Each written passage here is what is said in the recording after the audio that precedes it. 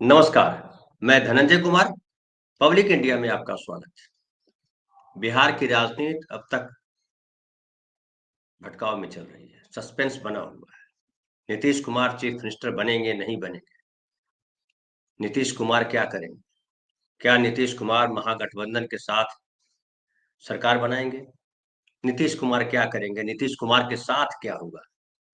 हर तरफ यही चर्चा है। जहां भी पॉलिटिकल चर्चा हो रही है, चाहे वो चाय की दुकान पे, चाहे पान की दुकान पे, चाहे ये पत्रकारों के बीच या नेताओं के बीच।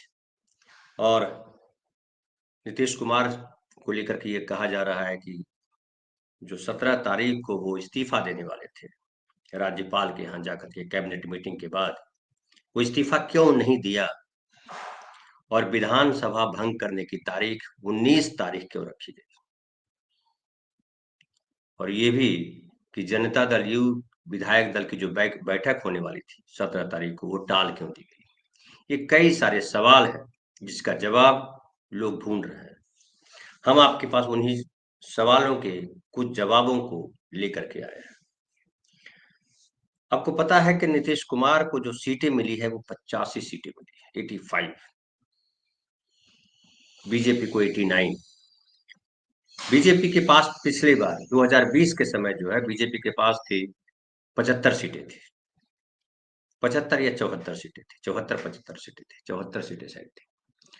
74 में ऐड किया 15 तो हुआ 89, यानी 15 सीटें बीजेपी की बढ़ी। दूसरी तरफ अगर नीतीश कुमार की बात करें तो नीतीश कुमार की पिछली बार 43 सीटें थी, 43। इस बार 85 हो गई, यानी लगभग दुगना हो गया। 42 सीटें बढ़ गई। और ये बताया जा रहा है कि नीतीश कुमार के प्रति बिहार ने समर्थन जताया है। नीतीश कुमार को लोगों ने पसंद किया है। उनकी लोकप्रियता अभी भी शिखर पर है। हालांकि ये भी चर्चा है सब जगह की वोट चोरी हुई है, ईवीएम के साथ सेटिंग थी, बीजेपी ने खेल किया, तमाम चीजें कही जा रही है। लेकिन जो होना था वो हो गया। अब तो फैसला आ चुका है और फैसले को सबने स्वीकार कर लिया है। अब सरकार बनाने का पूरा जो क्रम है वो चल रहा है कि सरकार कैसे बनेगी, क्योंकि सरकार को तो बनना ही है। अब उसमें देखिए जो एनडीए के जो टॉप बिहार के 3 लीडर्स हैं, उन तीनों ने नीतीश कुमार को अपना सीएम स्वीकार कर दिया। वो चाहे चिराग पासवान हो, जीतन राम मांझी हो या उपेंद्र कुशवाहा हो, तीनों ने कह दिया है कि हमारे सीएम नीतीश कुमार है। बीजेपी में भी जो बिहार के नेता है, वो चाहे अध्यक्ष दिलीप जायसवाल हो या पूर्व डिप्टी सीएम, अभी तो हालांकि पूर्व नहीं कहा जाएगा, विधानसभा भंग हुई नहीं है, सरकार भंग हुई नहीं, लेकिन जो डिप्टी सीएम विजय सिन्हा है, उन्होंने भी कहा है कि नीतीश कुमार हमारे सीएम है और उनको लेकर के कोई भ्रम नहीं है। लेकिन जो दिल्ली है वो सीएम के फैसले पर मौन है। कहा गया कि 17 तारीख को पीएम आवास में 3 घंटे तक बैठक हुई, लेकिन वहां से कोई खबर नहीं आई। और सबसे इंपॉर्टेंट है कि बीजेपी जो पिछले 35 वर्षों से, 20 वर्ष तो मान ही लीजिए, लेकिन 35 वर्षों से जब से कांग्रेस यहाँ गई है लालू प्रसाद यादव के साथ, बीजेपी भी खड़ी थी। याद कीजिए 90, जब बीपी सिंह के साथ बीजेपी खड़ी थी और बिहार में लालू प्रसाद यादव मुख्यमंत्री बने थे, उसका सहयोग बीजेपी ने भी दिया हुआ था। लेकिन अब सवाल उठता है कि जो बीजेपी जो सपना देख रही थी, क्या उसको पूरा करने का वक्त आ गया है? बीजेपी के नेता लगातार पिछले कुछ सालों से कह रहे हैं कि हमारी सरकार बनना है। अटल बिहारी वाजपेयी जी के जन्मदिन पर डिप्टी सीएम विजय सिन्हा ने कहा था कि हमारे आदरणीय नेता वाजपेयी जी का सपना था कि बिहार में भाजपा की सरकार बने, भाजपा का मुख्यमंत्री बने। वो वक्त आ गया है। ये भी कहा गया कि जो 43 सीटों पर नीतीश कुमार 2020 के चुनाव में आए, वो उसी रणनीति के तहत लाए गए। नीतीश कुमार के साथ धोखा किया बीजेपी ने। जो राम के हनुमान थे, मोदी के हनुमान थे, चिराग पासवान, उनको उतारा गया और उसकी वजह रही कि नीतीश कुमार अपने दौर के सबसे बुरे वक्त में आ गए। 43 सीटें आई और यहां से चाल जो है बीजेपी की शुरू हुई थी कि नीतीश कुमार कमजोर होंगे तो हमारा मुख्यमंत्री बनना आसान हो जाएगा।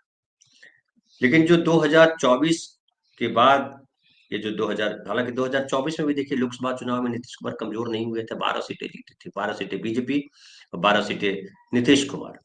आज जो दिल्ली में सरकार है नरेंद्र मोदी की सरकार, उसमें 12 सीटों का बड़ा योगदान है। नीतीश कुमार की 12 सीटें इधर से इधर चली जाए तो खेल बदल जाएगा, और ये दिल्ली को पता है। इसलिए बहुत फूंक फूंक करके जिसको करते हैं कदम रखना, वो कदम रख रही है नरेंद्र मोदी सरकार, ये कहिए भाजपा आला कमान।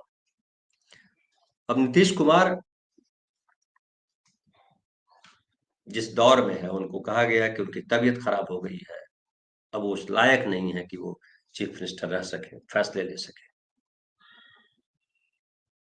और मीडिया में तरह तरह की बातें प्रचारित हुई, लेकिन जो 2025 का विधानसभा चुनाव जो अभी अभी गुजरा, उसमें नीतीश कुमार ने साबित किया कि अभी भी वो मजबूत है। चाहे फैसला लेना हो, चाहे रैली करना हो, चाहे आम आदमी जनता से संवाद करना हो या रणनीति बनानी, सब में नीतीश कुमार अभी भी सक्षम है। और भाजपा आलाकमान या भाजपा जिस तरह की स्थिति में आज है कि सब उसके सामने घुटने पर है, चुनाव आयोग उसके कब्जे में है, तमाम चीजें हैं, सत्ता, ईडी, सीबीआई, सब उसके कब्जे में है, बावजूद इसके नीतीश कुमार बीजेपी की पकड़ में क्यों नहीं आ रहा है? ये सबसे बड़ा सवाल है लोगों के पास। लोगों ने कहा था कि ये जो नीतीश कुमार के जो दो मजबूत व्यक्ति हैं, ललन सिंह और संजय झा, दोनों भाजपा से मिले हुए हैं, भाजपा जब चाहे नीतीश कुमार की पार्टी को खत्म कर दे। लेकिन अब धीरे धीरे बदल रहा है। यहाँ लोग कह रहे हैं कि भाजपा की अभी इतनी ताकत नहीं हुई है कि नीतीश कुमार को दबा दे। नीतीश कुमार असली चाणक्य है, राजनीति कैसे होती है उनको पता है। और देखिए अब तो महागठबंधन की तरफ से स्वर आने लगा है। अगर किसी की बात और की बात न करें तो खुद जो पप्पू यादव है, जो कांग्रेस के लिए बैटिंग कर रहे थे या कर रहे हैं, कांग्रेस के साथ नहीं है, कांग्रेस के सांसद नहीं है, लेकिन कांग्रेस की तरफ से वो बोलते रहते हैं, पूरी लड़ाई कांग्रेस के लिए लड़ी।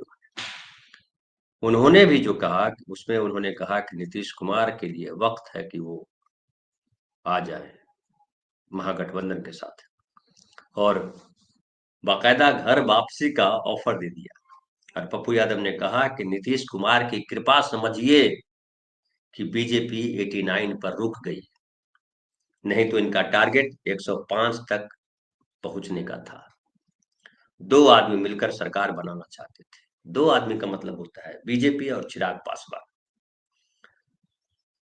तो पप्पू यादव जो मान रहे हैं वो ऐसा कि केवल अकेले मानने वाले वो नहीं है, बिहार में बहुत सारे लोग, और वो मान रहे हैं कि बीजेपी का सपना नीतीश कुमार ने फिर पूरा नहीं होने दिया। अब बात उठ रही है कि आखिर नीतीश कुमार कब तक, बीजेपी क्या करेगी?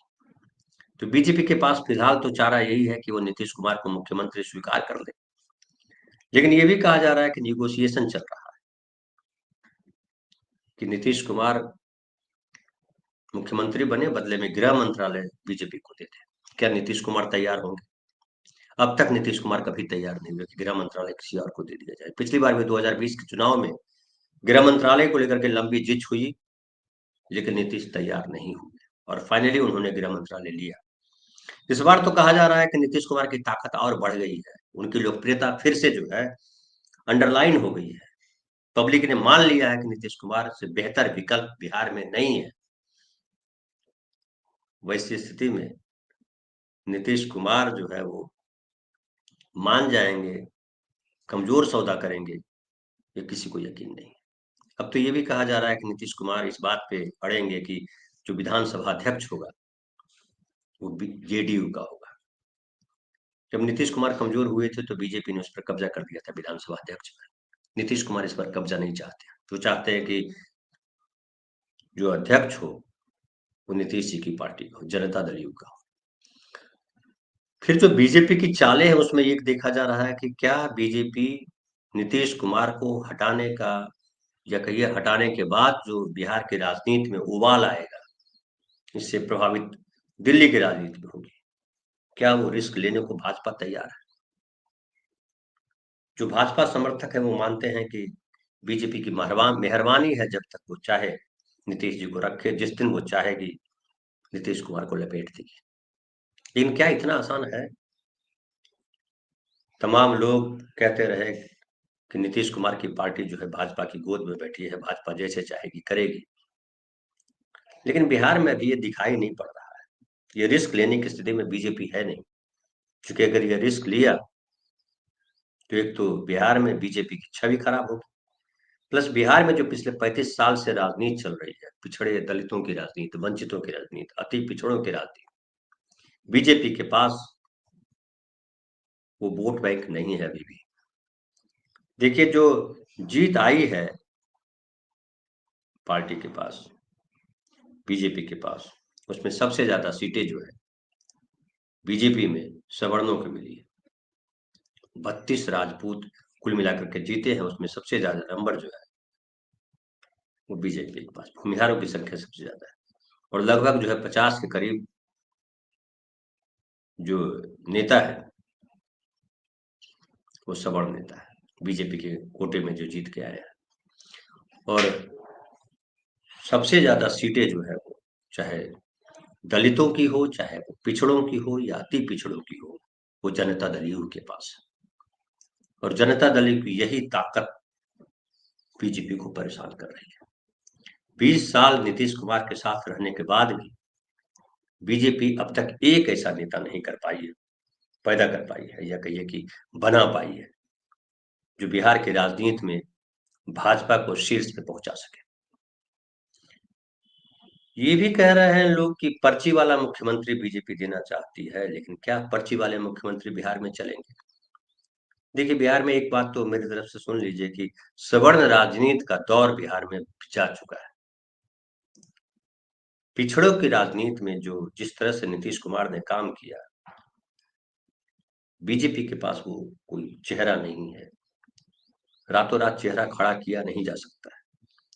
और ये जो नीतीश कुमार की लोकप्रियता है, मैं बार बार कहता रहा था कि नीतीश कुमार के खिलाफ गुस्सा नहीं है, एंटी इनकम्बेंसी नहीं है, और लोग मान रहे हैं कि नीतीश कुमार ने बेहतर शासन चलाया। उत्तर प्रदेश में जो बीजेपी का शासन है, बिहार में लोग उससे भी घबराते हैं। उनको लगता है कि बीजेपी अगर अकेले सत्ता में आई या बीजेपी का मुख्यमंत्री बना तो पूरा सिनेरियो बदल जाएगा। पप्पू यादव जो कह रहे हैं वही सेकुलर पार्टियों का की चाहत है कि नीतीश कुमार बीजेपी के साथ सरकार न बनाए, नीतीश कुमार महागठबंधन के साथ सरकार बनाए। और कहा जा रहा है कि AIMIM भी नीतीश कुमार को समर्थन देने को तैयार हो जाएगी। अब AIM को क्या बातें चल रही है लेकर के हम उस पर अभी बात नहीं करेंगे, चूंकि समय ज्यादा हो जाएगा। लेकिन कुल मिलाकर के जो स्थिति बन रही है कि नीतीश कुमार क्या ऐसा करेंगे कि अगर बीजेपी उनको दबाने की कोशिश करेगी तो उनके पास क्या अभी भी वो सुविधा है कि वो महागठबंधन की तरफ चले जाए? क्या JDU टूट नहीं सकती? कई सारे सवाल हैं। सवाल ये भी चल रहे हैं बिहार में कि टूटने को तो बीजेपी भी टूट सकती है, बीजेपी को तोड़ने में क्या जाता है। ये भी कहा जा रहा है कि जो सवर्ण वोट सीटें जो बाकी पार्टियों में है, खासकर नीतीश जी की पार्टी में, वो टूट करके आ सकती है बीजेपी के साथ। कई सारे सवाल है, लेकिन सवालों के बीच सबसे इम्पोर्टेंट है दिल्ली क्या निर्णय लेता है। और दिल्ली निर्णय लेने में देर क्यों कर रहा है, ये भी बड़ा सवाल है। क्या निगोशिएशन चल रहा है, क्या छुपाया जा रहा है बिहार के लोगों से या देश की राजनीति के विश्लेषकों से? फिलहाल बिहार में यही चल रहा है कि नीतीश कुमार ही मुख्यमंत्री होंगे, और बीजेपी को अपना मुख्यमंत्री बनाने के लिए धैर्य रखना पड़ेगा। अगर धैर्य खोया तो नाव डूब जाएगी। और यह है कि नीतीश कुमार जब तक खुद अपनी इच्छा से मुख्यमंत्री का पद छोड़ न दे, तब तक बीजेपी इंतजार करे। दूसरी स्थिति यह है कि नीतीश जी अगर इस्तीफा दे देते हैं या संन्यास ले लेते हैं या कहते हैं कि हम अब मुख्यमंत्री नहीं बनेंगे, कोई और बनेगा, तो बीजेपी निगोशिएशन करना चाहती है कि 2.5 साल की बात कीजिए और फिर JDU को कैसे अपने आप में शामिल कर ले। या फिर एक स्थिति बनती है कि बीजेपी चुपचाप वेट करे अपने सही समय का। लेकिन नीतीश कुमार के हटने के बाद क्या बीजेपी के लिए सही समय आएगा?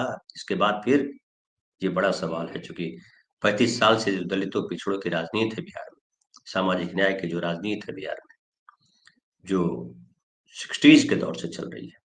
वो चाहे कर्पूरी ठाकुर हो, चाहे जगदेव बाबू हो, चाहे लालू प्रसाद यादव हो, चाहे नीतीश कुमार हो, उस वो जो सिलसिला चला रहा है सामाजिक न्याय का, दलितों पिछड़ों के शासन में होने का, उनकी मजबूती का, क्या बीजेपी उसको उलट पाएगी?